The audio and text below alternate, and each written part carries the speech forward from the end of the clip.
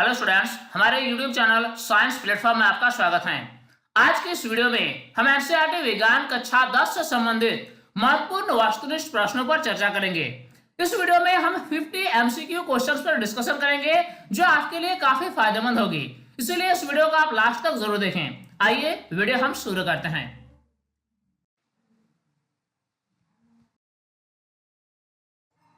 प्रश्न है, किस दर्पण की फोकस दूरी ऋणात्मक होती है?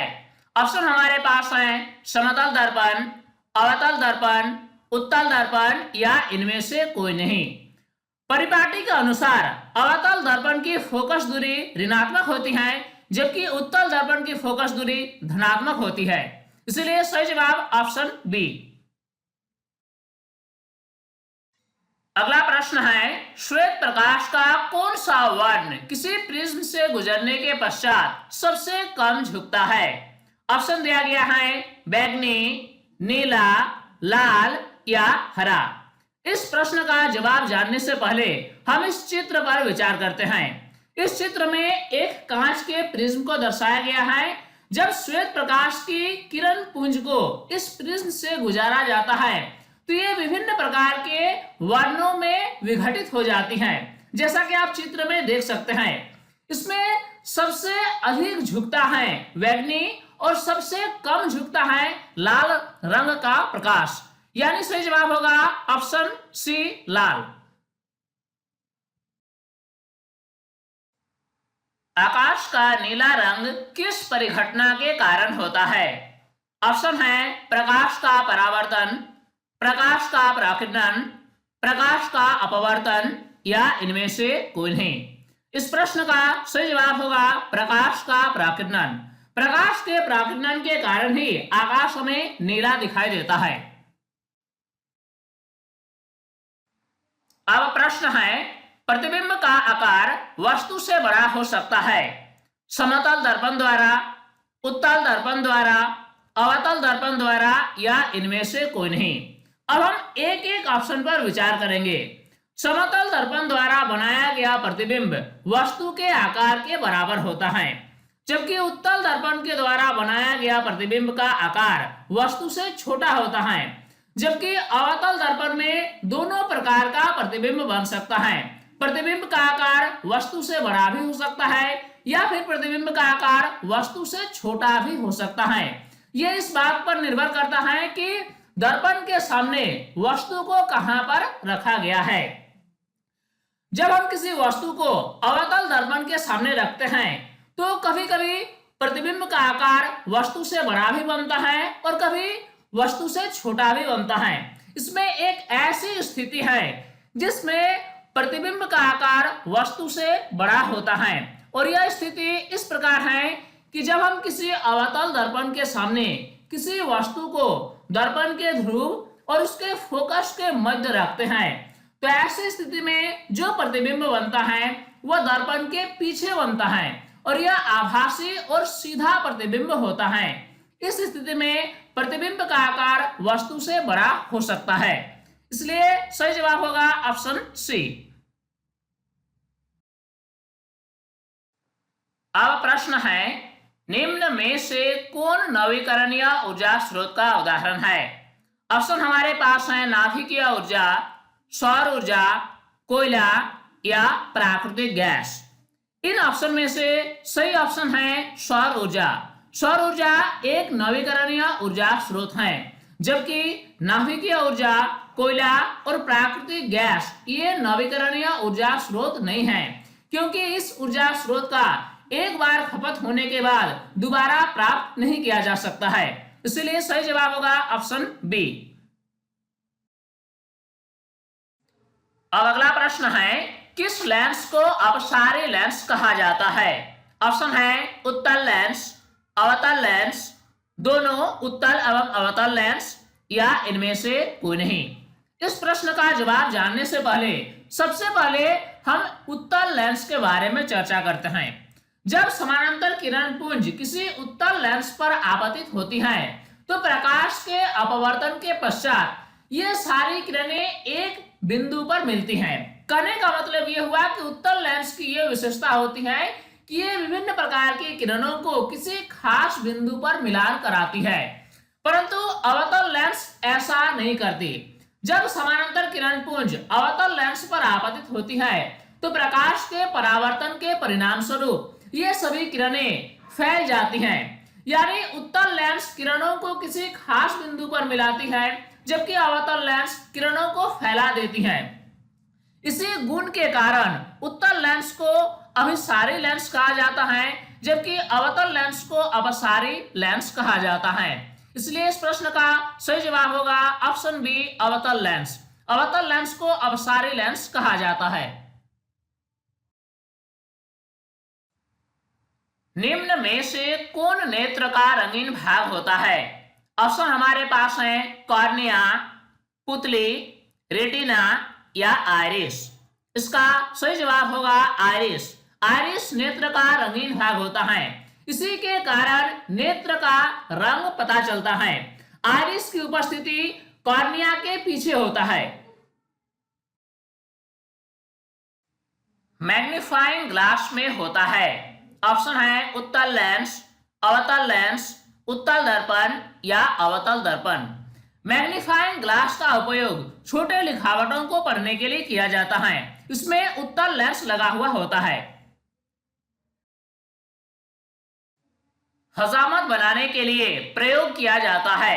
ऑप्शन है उत्तल दर्पण, अवतल दर्पण, समतल दर्पण या उपर्युक्त सभी। शेविंग करने के लिए इन ऑप्शन में से किसका उपयोग किया जाता है?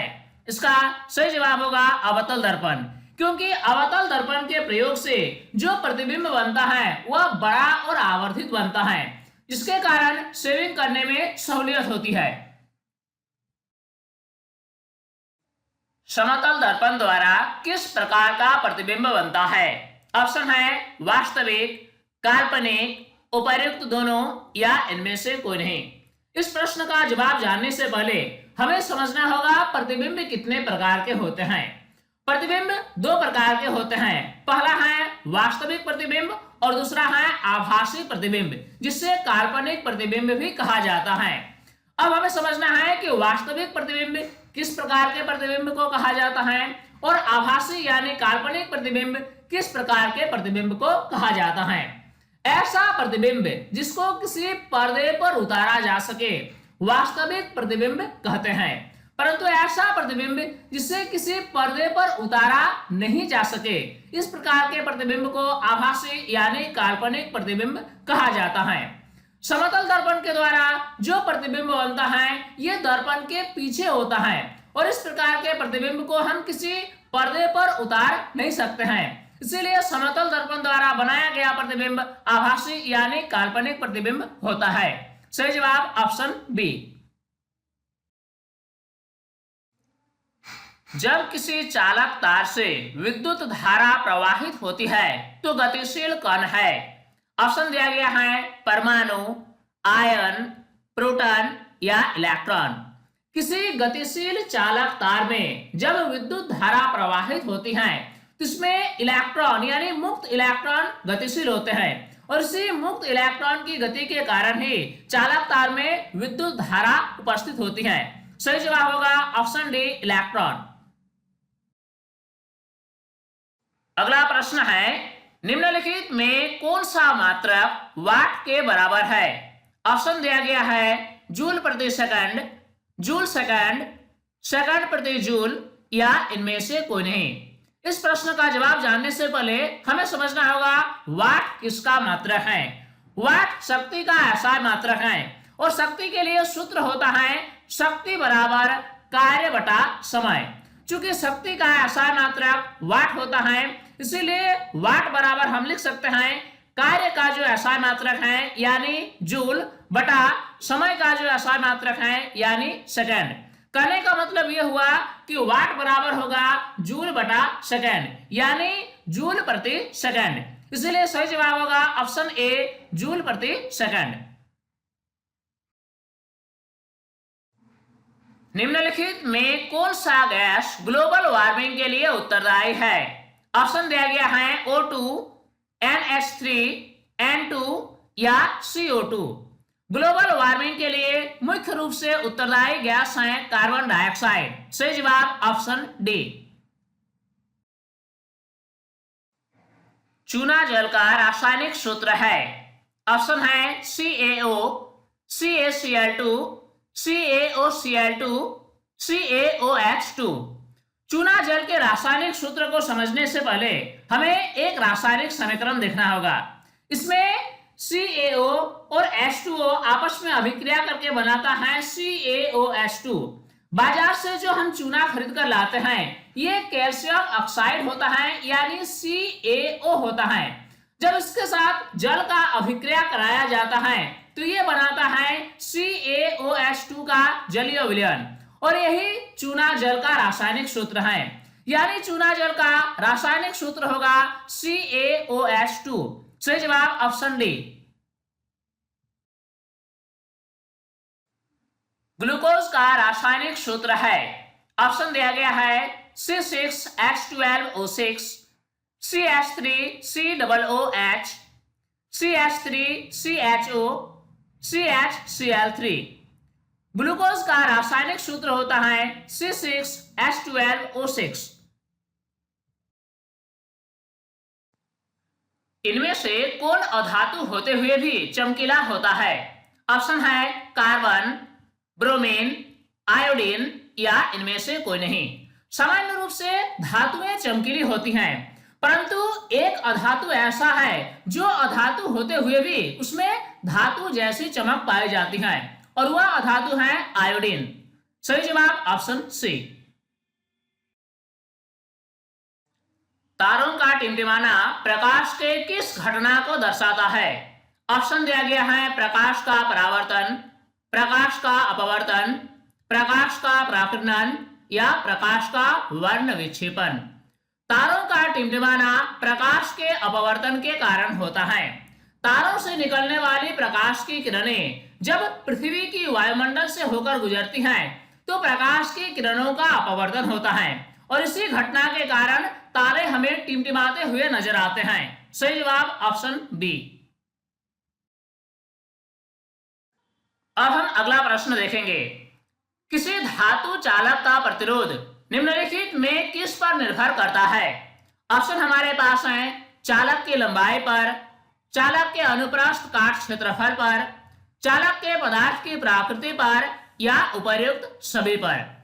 सबसे पहले हमें देखना होगा कि किसी धातु के तार का प्रतिरोध के लिए सूत्र क्या होता है। इसके लिए सूत्र होता है R = ρL/A। इसमें किसी धातु चालक के तार का प्रतिरोध को R द्वारा सूचित किया जाएगा और ये बराबर होगा ρL/A।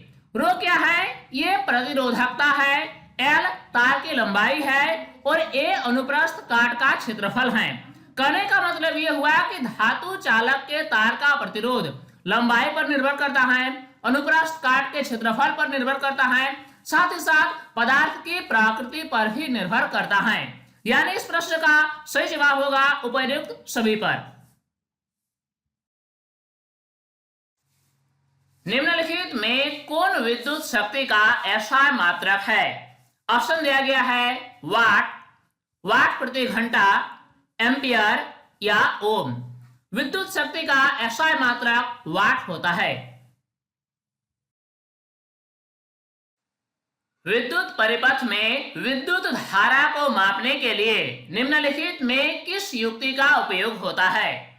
ऑप्शन दिया गया है गैल्वेनोमीटर, वोल्टमीटर, एमीटर या इनमें से कोई नहीं। किसी विद्युत परिपथ में विद्युत धारा को मापने वाले यंत्र को एमीटर कहा जाता है और इसे किसी विद्युत परिपथ में श्रेणी क्रम में संयोजित किया जाता है। यानी सही जवाब होगा ऑप्शन सी एमीटर। फ्यूज तार के लिए निम्नलिखित में कौन सा कथन सत्य है? ऑप्शन है प्रतिरोध तथा गलनांक दोनों अधिक होता है, प्रतिरोध कम तथा गलनांक अधिक होता है, प्रतिरोध अधिक तथा गलनांक कम होता है या फिर प्रतिरोध तथा गलनांक दोनों कम होता है। फ्यूज का उपयोग परिपथों की सुरक्षा के लिए किया जाता है। फ्यूज को युक्ति के साथ श्रेणी क्रम में संयोजित करते हैं। फ्यूज किसी ऐसी धातु अथवा मिश्र धातु के तार का टुकड़ा है जिसका उचित गलनांक हो। उदाहरण के लिए एल्युमिनियम, कॉपर, आयरन, लेड इत्यादि। यदि परिपथ में किसी निश्चित मान से अधिक मान की विद्युत धारा प्रवाहित होती है तो फ्यूज तार के ताप में वृद्धि होती है, जिससे फ्यूज तार पिघल जाता है और परिपथ टूट जाता है। यानी फ्यूज तार का जो प्रतिरोध होता है वह अधिक होता है और गलनांक कम होता है। यानी सही जवाब ऑप्शन सी। अब प्रश्न है, निम्न में से कौन जैव मात्रा ऊर्जा स्रोत का उदाहरण नहीं है? ऑप्शन हमारे पास है लकड़ी, गोबर गैस, नाभिकीय ऊर्जा या कोयला। इन ऑप्शन में से हमें एक ऐसा ऑप्शन चुनना है जो जैव मात्रा ऊर्जा स्रोत का उदाहरण नहीं है, यानी जिसकी उत्पत्ति जीवित पदार्थों के अवशेष से नहीं होती है। और इसका सही जवाब होगा नाभिकीय ऊर्जा। जबकि लकड़ी, गोबर गैस और कोयला जीवित पशु या पेड़ पौधों के अवशेष से पैदा होते हैं। सबसे कठोरतम तत्व है, ऑप्शन दिया गया है कार्बन, हीरा, लोहा या पत्थर। हीरा प्रकृति में पाए जाने वाले सबसे कठोर पदार्थ होता है। यह कार्बन का अपरूप है। अब देखेंगे अगला प्रश्न। इस प्रश्न में एक रासायनिक समीकरण दिया गया है। Na2SO4 प्लस BaCl2 देता है BaSO4 प्लस 2NaCl।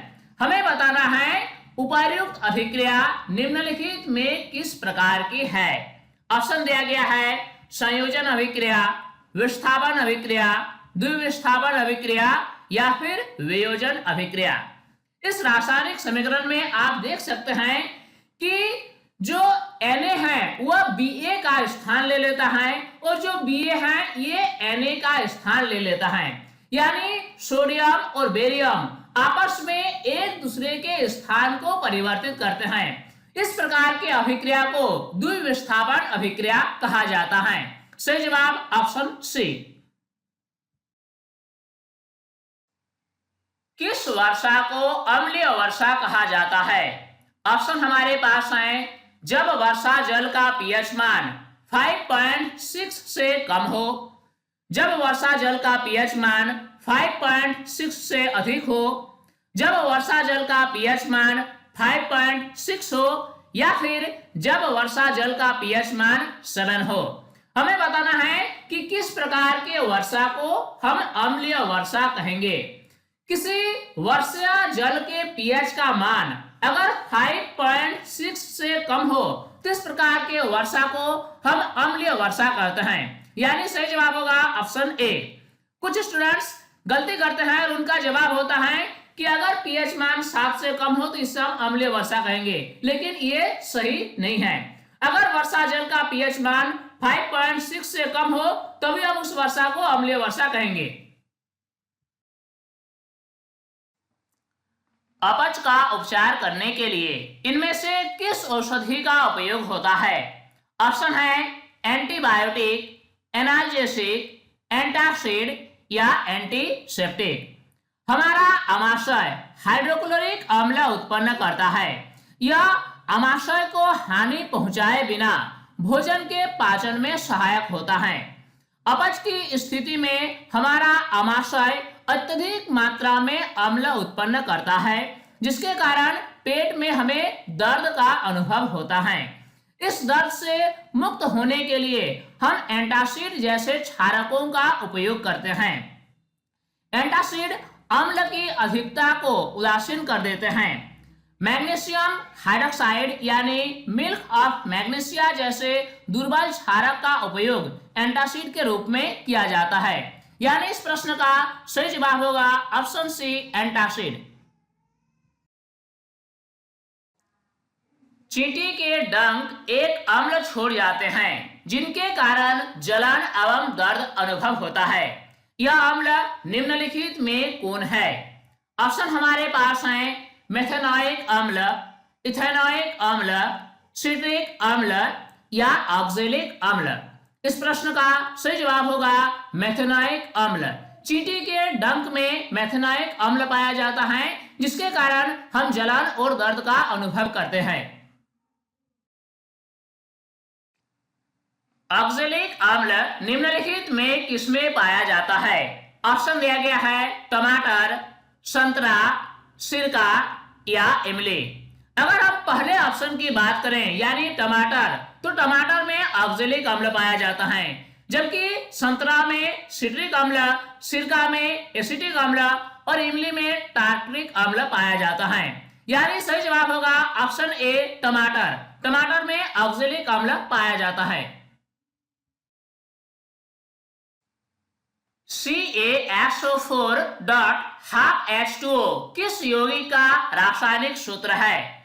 ऑप्शन दिया गया है संगमरमर, bleaching powder, plaster of Paris या जिप्सम। सही जवाब होगा plaster of Paris. Plaster of Paris का रासायनिक सूत्र CaSO4.12H2O होता है। निम्न में से कौन सा धातु कमरे के ताप पर द्रव अवस्था में पाया जाता है? ऑप्शन है आयोडीन, सल्फर, कार्बन या पारा। सामान्य रूप से धातुएं कमरे के तापमान पर ठोस अवस्था में पाया जाता है, परंतु पारा एक ऐसा धातु है जो कमरे के तापमान पर द्रव अवस्था में मौजूद होता है। निम्न में से कौन सा विद्युत का सुचालक है? ऑप्शन है हीरा, ग्रेफाइट, आयोडीन या गंधक। हीरा कार्बन का एक अपरूप है जो विद्युत का कुचालक है, जबकि ग्रेफाइट भी कार्बन का ही अपरूप है, परंतु यह विद्युत का सुचालक है। जबकि आयोडीन एक अधातु है और यह विद्युत का कुचालक है, और गंधक भी विद्युत का कुचालक है। इस प्रकार इस प्रश्न का सही जवाब होगा ऑप्शन बी ग्रेफाइट, जो विद्युत का सुचालक है। अगला प्रश्न है एल्कीन का सामान्य सूत्र है। ऑप्शन दिया गया है CnH2n+2, CnH2n-2, CnH2n या फिर CnHn। आप इस बात को जान लें कि एल्केन का सामान्य सूत्र होता है CnH2n+2, जबकि एल्कीन का सामान्य सूत्र CnH2n होता है और एल्काइन का सामान्य सूत्र CnH2n-2 होता है। यानी सही जवाब होगा ऑप्शन सी, एल्कीन का सामान्य सूत्र CnH2n होता है। अम्ल राज में सांद्र HCl एवं सांद्र HNO3 का अनुपात निम्नलिखित में क्या होता है? ऑप्शन दिया गया है 1:1, 1:2, 2:1 या फिर 3:1।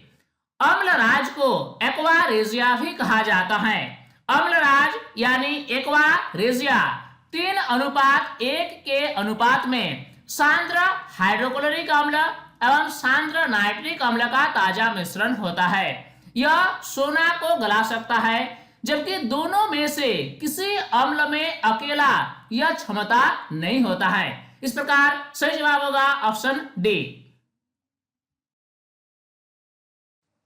छोटी आंत में पाए जाने वाले रसांकुर का क्या कार्य है? ऑप्शन है अंतर्ग्रहण, पाचन, अवशोषण या स्वांगीकरण। हमारे पाचन तंत्र में भोजन का अधिकांश अवशोषण छोटी आंत में होता है। छोटी आंत के भीतरी दीवार में अंगुली के समान छोटी छोटी संरचनाएं होती हैं, जिसे रसांकुर कहा जाता है। ये भोजन का अवशोषण करते हैं। यानी सही जवाब होगा ऑप्शन सी, रसांकुर का कार्य अवशोषण करना होता है। क्रेब्स चक्र की क्रिया कहाँ होती है? ऑप्शन दिया गया है कोशिका द्रव्य में, माइटोकॉन्ड्रिया में, गोल्गी काय में या इनमें से कोई नहीं। हमारे शरीर की कोशिकाओं में श्वसन की क्रिया होती है। श्वसन की क्रिया में ग्लूकोज और ऑक्सीजन आपस में अभिक्रिया करके कार्बन डाइऑक्साइड और जल का अणु का निर्माण करते हैं। इस प्रक्रिया में ऊष्मा यानी ऊर्जा भी मुक्त होती है। जिस ऊर्जा का उपयोग हम अपने दैनिक कार्यों में करते हैं। अब किसी कोशिका के अंदर जो ये क्रियाएं होती हैं, जो रासायनिक अभिक्रियाएं होती हैं, इसे क्रेब्स चक्र के रूप में वर्णन किया गया है। अब ये क्रेब्स चक्र हमारे कोशिका के माइटोकॉन्ड्रिया में होता है। अब प्रश्न है, खुला परिसंचरण तंत्र पाया जाता है। ऑप्शन दिया गया है मनुष्यों में, बिल्ली में, पक्षी में या कॉकरोच में। इस प्रश्न का जवाब जानने से पहले हमें कुछ डिस्कशन करना है। दो प्रकार के जंतु पाए जाते हैं। एक प्रकार के जंतु में जो परिसंचरण तंत्र होता है वह खुला होता है, जबकि दूसरे प्रकार के जंतु में बंद परिसंचरण तंत्र पाया जाता है। बंद परिसंचरण तंत्र वाले जंतु की अगर हम बात करें तो इसका सबसे अच्छा उदाहरण है मनुष्य। मनुष्य में जो रक्त का प्रवाह होता है यह हमारे शरीर में विभिन्न प्रकार के रक्त के नलियों के अंदर ही होता है। ऐसा जंतु जिसमें रक्त का या फिर शरीर के द्रव का प्रवाह नलिका के अंदर होता है, उस प्रकार के परिसंचरण तंत्र को बंद परिसंचरण तंत्र कहा जाता है। परंतु कुछ ऐसे जंतु होते हैं जिसमें रक्त का या फिर शरीर के द्रव का बहाव किसी नलिका के अंदर न होकर ये खुले रूप में होता है। इस प्रकार के जंतुओं में सबसे अच्छा उदाहरण है कॉकरोच, यानी कॉकरोच में खुला परिसंचरण तंत्र पाया जाता है, जबकि मनुष्य, बिल्ली, पक्षी इत्यादि अनेक जंतुओं में बंद परिसंचरण तंत्र पाया जाता है। मनुष्य में वृक्क यानी किडनी किस तंत्र का भाग है? ऑप्शन है पाचन, श्वसन, परिवहन या उत्सर्जन। हमारे शरीर में किडनी यानी वृक्क उत्सर्जन तंत्र का भाग है, क्योंकि किडनी का कार्य यह है कि ये रक्त में उपस्थित हानिकारक पदार्थों को या फिर उत्सर्जित पदार्थों को शरीर से बाहर निकालने में मदद करता है। इसलिए वृक्क हमारे शरीर में उत्सर्जन तंत्र का भाग है। पौधों में जल का परिवहन किसके द्वारा होता है? ऑप्शन दिया गया है जाइलम, फ्लोएम, उपर्युक्त दोनों या इनमें से कोई नहीं। अगर हम जाइलम की बात करें तो पौधों में जाइलम एक ऐसा ऊतक है जो जल के और खनिज लवण के परिवहन के लिए उत्तरदायी होते हैं। पौधों की जड़ों के द्वारा जो जल या फिर खनिज लवण का अवशोषण किया जाता है, इस जल और खनिज लवण को पौधों के विभिन्न भागों तक जाइलम के द्वारा ही पहुंचाया जाता है, जबकि फ्लोएम का कार्य पौधों की पत्तियों द्वारा निर्मित खाद्य पदार्थों को विभिन्न हिस्सों तक पहुंचाने का कार्य फ्लोएम के द्वारा किया जाता है। यानी सही जवाब होगा ऑप्शन ए जाइलम। इनमें से कौन अंतःस्रावी ग्रंथि है? ऑप्शन दिया गया है यकृत, लार ग्रंथि, श्वेत ग्रंथि या थायराइड ग्रंथि। जंतुओं के शरीर में दो प्रकार के ग्रंथि होते हैं, अंतःस्रावी ग्रंथि और बहिःस्रावी ग्रंथि। अंतःस्रावी ग्रंथि वैसे ग्रंथि को कहा जाता है जिसका स्राव रक्त में मिलता है, जबकि बहिःस्रावी ग्रंथि वैसे ग्रंथि को कहा जाता है जिसका स्राव रक्त में न मिलकर शरीर के किसी दूसरे हिस्से में मिलता है। तो इस प्रश्न में पूछा गया है कि इनमें से कौन सा अंतःस्रावी ग्रंथि है? इसका सही जवाब होगा थायराइड ग्रंथि, क्योंकि थायराइड ग्रंथि से निकलने वाले स्राव हमारे रक्त में मिलता है, जबकि यकृत से लार ग्रंथि से निकलने वाले स्राव हमारे आहार नाल में मिलता है और श्वेत ग्रंथि से निकलने वाले स्राव हमारे शरीर के बाहरी त्वचा पर निकलती हैं। इसीलिए सही जवाब होगा ऑप्शन डी थायराइड ग्रंथि। इंसुलिन की कमी से कौन सा रोग होता है? ऑप्शन है घेंघा, मधुमेह, एड्स या रक्तौंधी। इंसुलिन हार्मोन की कमी से मधुमेह यानी डायबिटीज की बीमारी होती है। अगला प्रश्न है ईस्ट में अलिंगी जनन की कौन सी विधि है? ऑप्शन दिया गया है मुकुलन, पुनरुद्भवन, विखंडन या बीजाणु समासंग। इष्ट में मुकुलन विधि द्वारा जनन होता है, जो कि एक अलैंगिक जनन की विधि है। आनुवंशिकता के जनक कहे जाते हैं।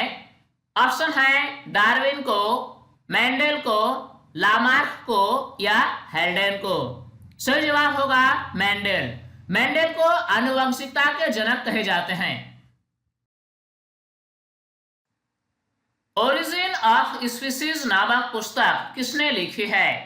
ऑप्शन हमारे पास है डार्विन, मेंडल, लामार्क या हेल्डेन। सही जवाब है डार्विन। डार्विन ने ओरिजिन ऑफ स्पीसीज नामक पुस्तक लिखी। लोहा को जिंक से लेपित करने की क्रिया को कहते हैं। ऑप्शन है संक्षारण, गैल्वनीकरण, पानी चढ़ाना या विद्युत अपघटन। लोहे को जंग से बचाने के लिए लोहे के बाहरी सतह पर जिंक की एक पतली परत चढ़ाई जाती है। इस प्रक्रिया को कहा जाता है गैल्वनीकरण। अब देखते हैं अगला प्रश्न। इस प्रश्न में एक रासायनिक समीकरण दिया गया है। Zn प्लस CuSO4 देता है ZnSO4 प्लस Cu। हमें बताना है यह किस प्रकार की रासायनिक अभिक्रिया है। ऑप्शन हमारे पास है संयोजन अभिक्रिया, विस्थापन अभिक्रिया, द्विविस्थापन अभिक्रिया या फिर वियोजन अभिक्रिया। आप देख सकते हैं इस रासायनिक समीकरण में Zn Cu का स्थान ले लेता है और कॉपर सल्फेट के विलयन से कॉपर को विस्थापित कर देता है, यानी यह एक विस्थापन अभिक्रिया का उदाहरण है। जब मैग्नीशियम फीता को जलाया जाता है तो उत्पन्न आग की लौ होती है। ऑप्शन है पीली, नीली, चमकीला उजला या लाल। जब हम मैग्नीशियम फीता को वायु या ऑक्सीजन की उपस्थिति में जलाते हैं तो जो आग की लौ होती है इसकी रंग होती है चमकीला उजला। सूर्य तथा अन्य तारों की विशाल ऊर्जा के स्रोत है। ऑप्शन है नाभिकीय संलयन, नाभिकीय विखंडन, उपर्युक्त दोनों या इनमें से कोई नहीं। इस प्रश्न का सही जवाब होगा नाभिकीय संलयन। नाभिकीय संलयन एक ऐसी प्रक्रिया है जिसमें दो हल्के परमाणु के नाभिक आपस में मिलकर एक बड़े नाभिक का निर्माण करते हैं। इस प्रक्रिया को नाभिकीय संलयन कहा जाता है। इसमें विशाल मात्रा में ऊर्जा मुक्त होती है। सूर्य या फिर तारों की विशाल ऊर्जा का स्रोत नाभिकीय संलयन ही है। ब्रायोफिल्म अपने जिस भाग द्वारा जनन करता है वह है। ऑप्शन दिया गया है पत्ती, तना, जड़ या पुष्प। इस चित्र में ब्रायोफिल्म के पत्ती को दर्शाया गया है। ब्रायोफिल्म के पत्ती के विभिन्न भागों से कलिका निकलती हैं। ये कलिकाएं वृद्धि करके अंततः स्वतंत्र पौधे का निर्माण करती हैं। इस प्रकार ब्रायोफिल्म अपने पत्ती के द्वारा जनन की क्रिया करता है। सही जवाब ऑप्शन ए। नर युग्मक एवं मादा युग्मक के संलयन को कहते हैं। ऑप्शन है किण्वन, भ्रूण, निषेचन या युग्मनज। जनन की क्रिया में नर युग्मक और मादा युग्मक आपस में मिलकर एक कोशिका का निर्माण करते हैं। संलयन होने की इस क्रिया को निषेचन कहा जाता है। अगला प्रश्न है मानव मादा में निषेचन होता है। ऑप्शन दिया गया है गर्भाशय में, अंडाशय में, योनि में या फैलोपियन नलिका में। इस चित्र में मानव मादा जनन तंत्र को दर्शाया गया है। आप देख सकते हैं इसमें अंडवाहिका है जिसे फैलोपियन ट्यूब भी कहा जाता है। इसे डिंब वाहिनी भी कहा जाता है। इसी भाग में निषेचन की क्रिया होती है, यानी सही जवाब होगा ऑप्शन डी फैलोपियन नलिका में।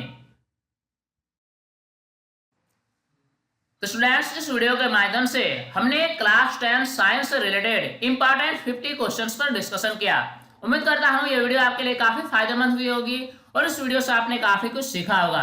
ये वीडियो आपको कैसा लगा आप हमें कमेंट सेक्शन में जरूर बताएं। साथ ही इस वीडियो को आप लाइक जरूर करें।